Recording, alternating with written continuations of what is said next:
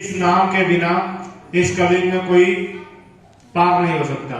स्वामी जी कहा करते थे कि जय गुरुदेव नाम की जहाज मैं लगा के जा रहा हूं, सारी दुनिया इस नाम पे बैठ जाएगी जहाज में, लेकिन ये जहाज कभी नहीं भरेगा। तो हम आपको जय गुरुदेव नाम पे शंका नहीं करनी चाहिए। जब हम स्वामी जी को ये मानते हैं कि वो पूरे संत थे, पूरे सदगुरु हैं, आज पूज्य महाराज जी भी वही जय गुरुदेव नाम की महिमा बताते हैं। महाराज जी भी वही जय गुरुदेव नाम को कहते हैं कि भाई जय गुरुदेव नाम भाई प्रभु और परमात्मा का है। जय गुरुदेव नाम से ही लाखों रुपये करोड़ों लोग पार हो जाएंगे। तो हम आप लोगों को शंका नहीं करनी चाहिए। जैसे जब तक हमारे पूज्य महाराज जी का उद्देश्य है कि एक एक गांव गोद लेना। गांव गोद लेने का मतलब है प्रत्येक सत्संगी गांव गोद ले। प्रत्येक का मतलब है कि एक घर में 10 लोग हैं तो 10 लोगों को लेना है। ये नहीं कि भाई एक घर में 10 लोग हैं तो पूरा परिवार कह दिया भाई हमें गांव गोद ले लिए। जैसे कोई अभी हम आप नाम दान लेते हैं तो 10 लोग अपने अलग अलग रसीद कटाते हैं, या कहीं भंडारे में गए या कुछ भी मिल रहा है तो हम आप अपना अलग अलग नाम लिखवाते हैं। तो गांव गोद लेने में हम आप पूरा परिवार एक क्यों लें भाई? जितने सामदानी सत्संगी है, प्रत्येक सत्संगी की जिम्मेदारी है कि एक एक गांव गोद ले। और हमारे महाराज जी का आदेश है युवा संगठन तैयार करना। अपने अपने सभी सत्संगियों से प्रार्थना और विनती है कि आप अपने अपने बच्चों को पहले जय गुरुदेव युवा संगठन में जोड़िए, और बहनों को भी, जिन भी सत्संगियों की बच्ची या बहन बेटी हैं वो लोग भी महिला युवा संगठन का गठन पूज्य महाराज जी ने किया है, उसमें जोड़े। अभी खितौरा में जब पूज्य महाराज जी का आदेश हुआ कि पूरे इटावा जिले में घर घर जाकर पुस्तक वितरण करनी है, तो युवा संगत के बच्चे और बच्चियां वहां गए और एक साथ रहकर, एक जगह रहकर, और गाड़ियों में वो इतिहास बनाया कि जिसको हम आप सोच नहीं सकते। फिर पूज्य महाराज जी दोबारा फिर आदेश दिए मथुरा की धरती पे कि आप लोगों को भविष्य नामक संकेत जो पुस्तक है उसका वितरण करना।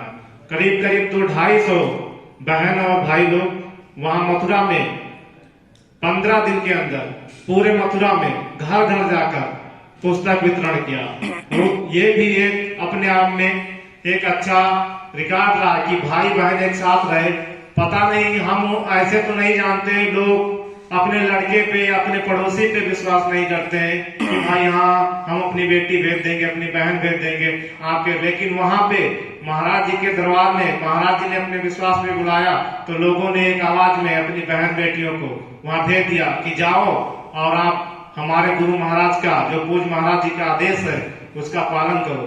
तो ये एक संगठन है। इस संगठन का सबसे मुख्य उद्देश्य है कि आपके बच्चे जो अभी तक आप लोग सत्संग में उनको नहीं ले गए, कितने भी वो बिगड़े या कुछ है, लेकिन पूज्य महाराज जी कहते हैं आप इस संगठन में जोड़ देंगे, वो लोग आएंगे, धीरे धीरे सत्संग सुनेंगे, वचनवाड़ियां सुनेंगे, तो सेवा करेंगे, तो धीरे धीरे उनमें परिवर्तन हो जाएगा। आपका भी बुढ़ापा सुख में हो जाएगा।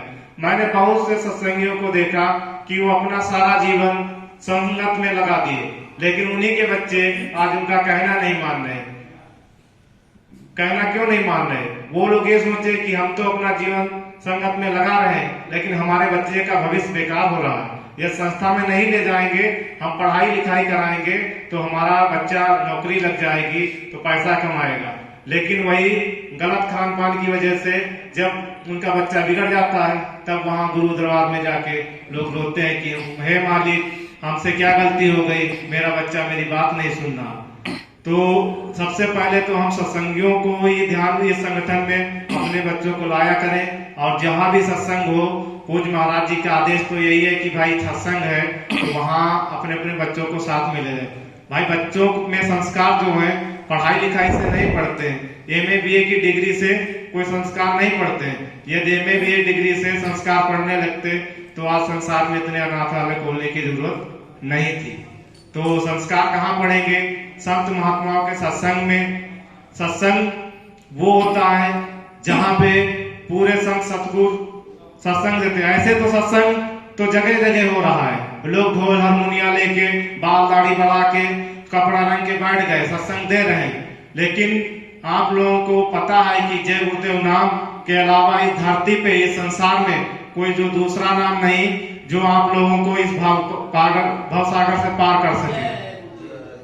हम आप ये ना समझे कि जो शक्ति पूज्य स्वामी जी महाराज में थी वो आज पूज्य महाराज जी में नहीं है। हम आप बहुत बड़ा धोखा खा जाएंगे जो ये समझेंगे कि महाराज जी वो, अरे स्वामी जी ने नहीं कहा था कि बच्चा जब हम अपनी बाल दाढ़ी काली कर लेंगे क्या हमको पहचान पाओगे।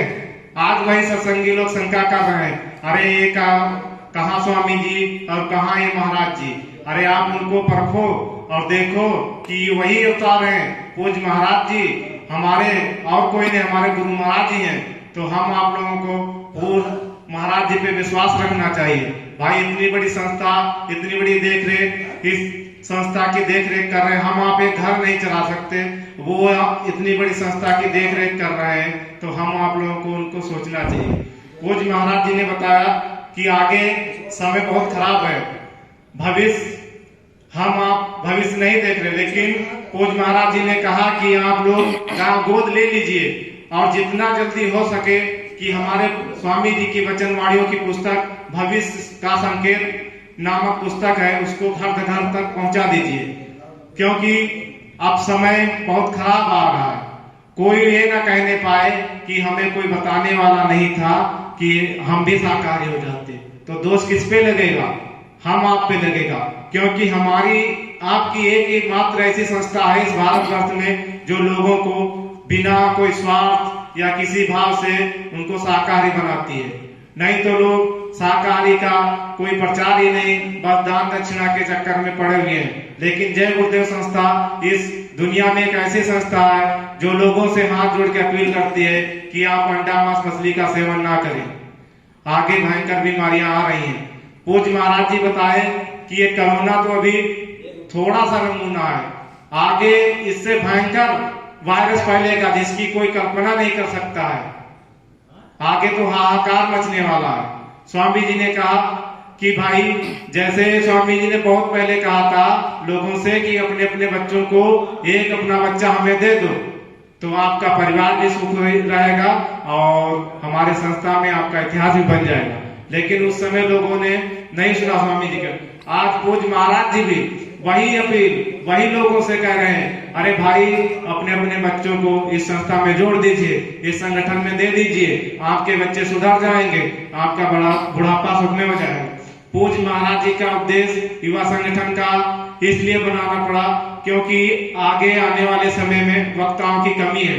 पूज्य महाराज जी ने कहा कि हमें 10,000 वक्ता ऐसे चाहिए कि जहां भी खड़े होके निसंकोच बोल सके। सत्संग तो सभी लोग देते हैं। स्वामी महाराज जी ने कहा कि अभी 60 साल के कोई व्यक्ति जाके जहां पे 2 घंटा सत्संग बोलेंगे, लोग उतना ध्यान से नहीं सुनेंगे। एक 20-22 साल का व्यक्ति या लड़का या बहन वहां पे जाके खड़े होकर 10 आदमियों के बीच में या 20 आदमियों के बीच में बोलेगी, उसकी वाणी का प्रभाव अलग पड़ेगा। और इस संगठन की जरूरत इसलिए है कि इस समय भारतवर्ष में सबसे ज्यादा बिगड़ा हुआ युवा वर्ग ही है। युवा वर्ग जो सुधर गया तो भारतवर्ष सुधर जाएगा। युवा वर्ग, अब भी एक बाबा हमारे 50-60 साल की उम्र के जाए, किसी 25 साल के लड़के या भाई बहन कहें कि बच्चा अंडा मांस मछली मत खाना, शराब मत पीना, ये बुरी आदत होती, तो वही लड़का कहेगा, अरे दादाजी आप तो अपनी जवानी में खूब मजे लिए, खूब खाए फिरे और आज हमसे कह रहे हो कि ये छोड़ दीजिए। अब वही लड़का उनकी एज का, उनकी उम्र का वही लड़का उनसे कहेगा कि भैया ये भोजन मत करना, अंडा मांस मछली मत खाना, तो वो भी सोचेगा अरे हम भी पढ़े लिखे, ये भी पढ़े लिखे और हमसे ये कह रहे हैं, तो कोई ना कोई बात तो जरूर होगी। तो पूज्य महाराज जी का उद्देश्य एक ही है कि गांव गोद लेना और लोगों तक स्वामी जी की बातों को पहुंचाना। क्योंकि जो लोग कहते हैं कि हम कुछ नहीं जानते, क्या बताएंगे, तो स्वामी जी पूज्य महाराज जी अपने गुरु महाराज की वचनवाणी, जो भी सत्संग और जो भी वाणी हुई, तो उसी नाम दूरदर्शी नामक आवाज पत्रिका प्रकाशित की। ये सन 2020 में जनवरी में पहला इसका प्रवेशांक प्रकाशित हुआ। उसमें हमारे स्वामी जी महाराज की सारी वचनवाणियां आई हैं। स्वामी जी के पूज्य महाराज जी कहते हैं, आप कुछ नहीं जानते, लेकिन वो पत्रिका आपके हर महीने घर में जब आप उसका रजिस्ट्रेशन करा लेंगे तो आने लगेगी। आप गांव में गए, उस पत्रिका को लोगों को पढ़ के सुनाए, उसमें जो भी बातें लिखी हुई है एक बात इधर से उधर होने वाली नहीं, क्योंकि बात उसमें स्वामी जी की है, ना किसी व्यक्ति विशेष की है। हम आप लोगों को स्वामी जी के वचनों को याद रखना चाहिए। स्वामी जी कहा करते थे कि चंडी मिसाल लेके घूम रही है, अरे हम उसको दे दे तो वो तो अभी एक झटके में पूरा साफ कर देंगे, लेकिन संत महात्मा इतनी दया करते हैं जीवों पर, वो कहते हैं अरे रुक जाओ, हम जीवों को समा बुझा कर अपने पास कर लेंगे तो हो सकता है परमार्थ के रास्ते में चलने लगे। संत इतने दयालु होते हैं, ना वो किसी जात या मजहब के होते हैं, वो तो सबको अपना जीव मानते हैं। वो ये नहीं कहते कि मुस्लिम है या हिंदू है या सिख है या ईसाई है। संत सदगुरु वही पूरे सच्चे होते हैं जो किसी से भेदभाव नहीं करते। नहीं तो आज इतने भी संत महात्मा, इतने भी बाबा लोग बने इस धरती पे हैं कि वो सब जात मजहब से लगे, लेकिन हमारे पूज्य महाराज जी कभी अभी तक किसी से जात मजहब से नहीं जोड़ा। तो संत महात्माओं की सबसे बड़ी यही निशानी है कि वो लोग कभी भी किसी जात धर्म पे विशेष पे नहीं बोलते। आज पूज्य महाराज जी भी वही लक्ष्य को लेके चल रहे हैं। वो भी सभी जितने भी जात मजहब है सबको अपना जीव मानते हैं। पूज्य बाबा जी कहते थे कि बच्चा आप हमें याद नहीं करते हो, जब तक मैं तुम्हें ना याद करूं तुम हमें याद करने वाले नहीं हो। तो ये बात सही है, जब कोई विपत्ति या कोई वो पड़ती है तब हम आप कहते हैं बाबा जय गुरुदेव, जय गुरुदेव हमारी रक्षा हो, और वही सुख मिल जाता है तो हम आप छोड़ देते हैं नाम लेना। आप लोगों से अनुरोध है कि आप लोग सुमिरन ध्यान भजन जरूर करें। 1 घंटा सुबह और 1 घंटा शाम को सुमिरन ध्यान भजन करेंगे, तभी ये मन हम आपका साधना में लगेगा, धीरे धीरे लगेगा। सो हमारे पूज्य महाराज जी कहते हैं आप नित्य बैठोगे, आप 10 मिनट बैठे, कल 15 मिनट बैठोगे, 20 मिनट बाद धीरे धीरे आदत बढ़ाते रहोगे तो आपका ध्यान भजन बनने लगेगा। अरे आप बैठे रहोगे, बने या ना बने, लेकिन आपको बैठना जरूर है। महाराज जी यहाँ तक बोल दिए कि आप एक दिन सुमिरन नागा करते हैं तो 1 महीने पीछे चले जाएंगे, 2 दिन नागा करते हैं तो 2 महीने पीछे चले जाएंगे। इतनी बड़ी बात पूज्य महाराज जी ने कह दी तो हम आप लोगों को किस बात की शंका। भाई सुमिरन ध्यान भजन जब हम आप नामदान लिए हैं तो क्यों डर रहे हैं सुमिरन ध्यान भजन करने में। तो सबसे हम जो यहाँ पे युवा बैठे हैं तो हम उनसे ये अनुरोध करेंगे कि आप लोग निसंकोच होकर सुमिरन ध्यान भजन करिए और पूज्य महाराज जी की वचन वाणियों को याद रखिए। पूज्य महाराज जी कोई मामूली हस्ती नहीं है, स्वामी जी के ही अवतार है वो। हम आप जो भी ये सोच रहे हैं, जो पुराने सत्संगी कुछ भी है जो ये सोचते हैं कि अरे तो कल के हैं, हम इनसे पुराने हैं, हम ये क्या जानेंगे, वो अपने आप को धोखा दे रहे हैं। स्वामी जी कहा करते थे कि बच्चा अपने को कभी पुराना मत समझना, जब भी आना 1 साल में अपना नामदानी रजिस्ट्रेशन जरूर कटवा लेना, रसीद जो आती है, तो इससे आपको नया ये सब दिन यही समझना कि हम नए हैं। नए का मतलब ये है कि हमसे पुराना, हमसे नया कोई है ही नहीं। हम जिस दिन ये समझ जाएंगे कि हम 20 साल पुराने हैं, 30 साल पुराने, तो जितना किया सब चला जाएगा। हमें किस बात का घमंड, क्यों घमंड हमें? अरे हमें भक्ति करनी है, हमें अपने गुरु महाराज की वचन वाणियों को लोगों तक पहुंचाना है, जो भी सेवा आदेश मिले उसको करना है। बहुत लोग कहते हैं अरे हम इतना किए, ये संगत के लिए किए। अरे भाई आप संगत के लिए नहीं, आप अपने लिए किए। संगत में जाते हैं, 10 रुपए मंदिर में चढ़ाए तो 10 बीमारी चढ़ाते हैं, हमारी ये मनोकामना पूरी हो जाए, हमारा ये पैसा लग जाए, हमारा बेटा नौकरी में लग जाए। लेकिन आप कभी ये कहे कि हमारी परमात्मा का भजन ध्यान भजन सुमिरन बनने लगे? कोई नहीं कहता। कोई एक ही ऐसा होगा जो लोग कहते होंगे हे मालिक हमारी बुद्धि जो भी गलत कर्मों पे चल रही है सही हो जाए, हमारा ध्यान भजन बनने लगे और हम इस भव सागर से पार हो जाएं। तो यही सब बातें हैं। हमारे स्वामी जी कहा करते थे जय गुरुदेव नाम परमात्मा और खुदा का है, भगवान जय गुरुदेव। नाम योग साधना मंदिर जो मथुरा में बना हुआ है, स्वामी जी उस मंदिर की महिमा बताते थे कि जय गुरुदेव नाम योग साधना मंदिर, जिसमें जीता जागता देवता बैठा है। आप इसमें एक बुराई चढ़ाएंगे, आपकी एक मनोकामना पूरी होगी। स्वामी जी ये भी कहे कि इसकी मुंडेर पे जो पक्षी बैठ के उड़ जाएगा उसकी 84 खत्म हो जाएगी और मानव शरीर मिल जाएगा।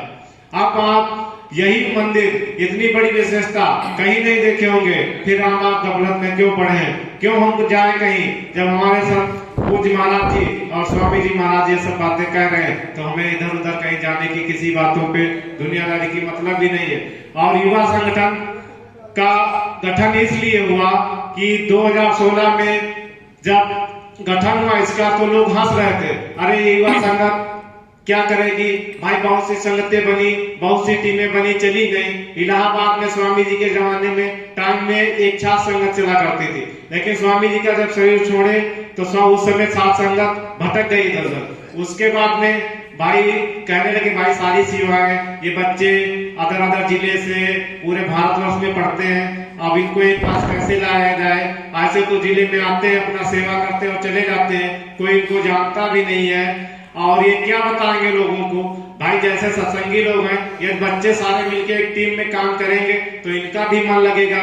यदि ये बूढ़ों के साथ या जैसे जिले में रहेंगे तो ये क्या सेवा करेंगे, फिर वही अपना काम। ये पढ़े लिखे लड़के हैं, यदि कहीं पढ़े लिखे समाज में जाएंगे तो टीम बना के, तो लोग देखेंगे अरे इसमें तो सारे पढ़े लिखे लोग हैं, और हम तो ये समझते हैं कि इसमें बूढ़े ही लोग हैं। इसलिए पूज्य महाराज जी को ये गठन करना पड़ा। तो इस गठन में लोग हंसे, कहना बहुत से लोग आए और ये गठन नहीं तैयार हुआ, लेकिन पूज्य महाराज जी की दया रही। 2016 में हमें याद है दिसंबर का कार्यक्रम था, उसमें बहुत भीड़ हुई, इतने बच्चों ने रजिस्ट्रेशन कराया। धीरे धीरे तब से ही युवा संगठन धीरे धीरे पूज्य महाराज जी की दया से बढ़ता ही जा रहा है। आज हमारे पूज्य महाराज जी ने कहा कि भविष्य के आने वाले समय में जय गुरुदेव युवा संगठन भारतवर्ष का सबसे बड़ा संगठन होगा, जय सबसे बड़ा संगठन। मतलब इस संगठन के आगे कोई भी संगठन नहीं रहेगा। तो हम आप लोगों को किसी भी बात की शंका नहीं करनी चाहिए कि हम आप अपने बच्चों को क्यों जोड़े, तो क्यों जहां पे क्यों आ जाएगा, जानो कि हम मनमुखी हो गए। संत महात्मा जो वाणी कहते हैं, हम आप बिना सोचे समझे वो करने लगे, तो समझ जाओ कि हम आपका भाग्य है कि हमारे बच्चे और इसमें जुड़ जाएंगे तो उनका भी परमार्थ बन जाएगा। तो हम यहाँ की सारी संगत से यही विनती और प्रार्थना करते हैं कि आप अपने अपने बच्चों और बहनों को भी इसमें इस संगठन में जोड़ दीजिए, क्योंकि आपका भी लोक परलोक बन जाएगा और आपके बच्चे भी सुधर जाएंगे। जय गुरुदेव, जय गुरुदेव।